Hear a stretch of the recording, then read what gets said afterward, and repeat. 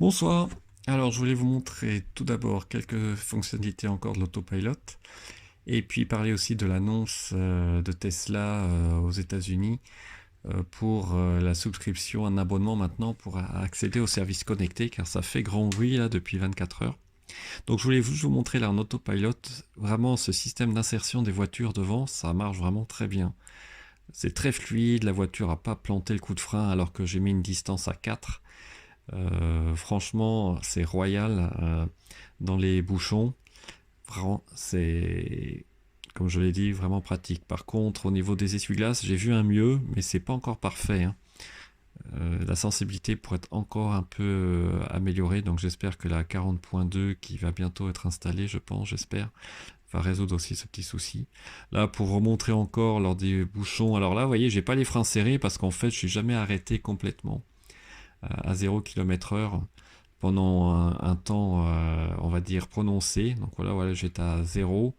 Mais il faut que j'essaie de comprendre pourquoi des fois le frein serré se met. Là, il se met pas du tout. Et je voulais faire un petit coucou au radar qui a pas l'air en très bonne forme là, sur la gauche, quand on prend l'autoroute en Alsace. Et vraiment, voilà, pour dire que dans les bouchons, c'est fluide, ça accélère doucement, si la voiture devant accélère doucement. Si elle part plus vite, là, maintenant, la voiture repart un peu plus fort. Il n'y a pas de louvoiement droite à gauche du système de maintien dans la voie. Franchement, c'est très abouti sur voie rapide et autoroute. Alors, ce que je voulais montrer ensuite, c'était la facturation de Tesla des fonctionnalités Internet dans le futur, en tout cas ça a été annoncé aux États-Unis, qui coûtera 10 euros par mois, qui ne touchera pas les voitures qui ont été reçues avant le 30 juin 2018, pour l'instant, et donc ça va se différencier de l'offre standard. Donc concrètement, pour avoir accès à Netflix, au streaming musical, donc je reviendrai dessus, l'affichage du trafic en temps réel et navigation web et du karaoké, il faudra maintenant payer 10 euros, enfin 10 dollars par mois aux États-Unis, alors que pour l'instant, ils en offrent des essais gratuites pendant 30 jours. Alors, qu'est-ce qui va arriver en France? On ne sait pas trop. Moi, ce qui est sûr, c'est que pour l'instant, j'ai un an d'offert avec ma voiture que j'ai reçue en septembre 2018. Donc, a priori, je suis tranquille jusqu'en septembre 2019. Mais ce qui est intéressant par contre, c'est pour toutes les personnes, là oui, je vais avancer sur cette vidéo de Mover Franker, le nom est sympa, euh, que les personnes qui ont une standard plus range, alors là ça peut être super intéressant parce que a priori ils vont pouvoir accéder à toutes les fonctions qui n'ont pas accès à l'heure actuelle. Donc concrètement, si on ne paye pas l'abonnement, on va dire dans mon cas dans 10 mois, 11 mois, qu'est-ce que je vais perdre? Je vais perdre la visualisation du trafic en temps réel, mais il y aura quand même le trafic en temps réel pris en compte par la navigation, mais je ne la verrai pas sur l'écran, je ne verrai plus la vue satellite, et je n'aurai plus accès à YouTube, karaoké, musique streaming. Est-ce que ça veut dire que l'abonnement à Spotify est inclus? Ça, c'est à discuter, car si dans les 10 euros et si vous n'avez pas d'abonnement Spotify, ça peut valoir le coup de le prendre. Et puis l'Internet Browser. Et il y a des petits astérix, là ça devient intéressant, qui précisent que si vous avez la connectivité standard, vous pouvez toujours avoir accès en Wi-Fi. Alors, est-ce que ça veut dire qu'on peut avoir accès quand on met son téléphone en mode modem et donc ça fait un relais Wi-Fi dans la voiture, ou est-ce qu'il faut être à la maison, c'est-à-dire qu'il vérifie la domiciliation, que la voiture est à l'arrêt pour pouvoir utiliser un Wi-Fi d'un domicile fixe? Ça, je ne sais pas, c'est la grande question. Donc bon, faut prendre encore avec des pincettes, mais il va falloir voir comment ça se passe pour les gens qui vont acheter une Tesla depuis maintenant, en fait, hein, jusqu'à fin d'année. Ils devraient recevoir un mail qui va leur dire exactement quelles sont les conditions générales.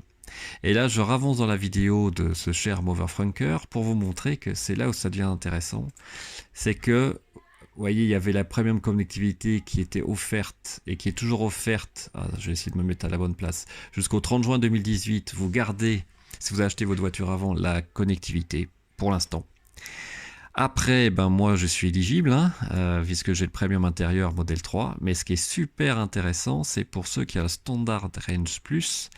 Avant, ils n'avaient pas accès à la Premium Connectivity, maintenant ils ont accès. Donc ça veut dire qu'ils pourraient avoir accès à YouTube, au karaoké, à Spotify, je crois qu'ils l'ont déjà, la visualisation en temps réel, plus la vue satellite. Donc pour eux, bon, ça vaut peut-être le coup de payer 10 euros par mois, parce qu'avant, il n'y avait pas du tout accès.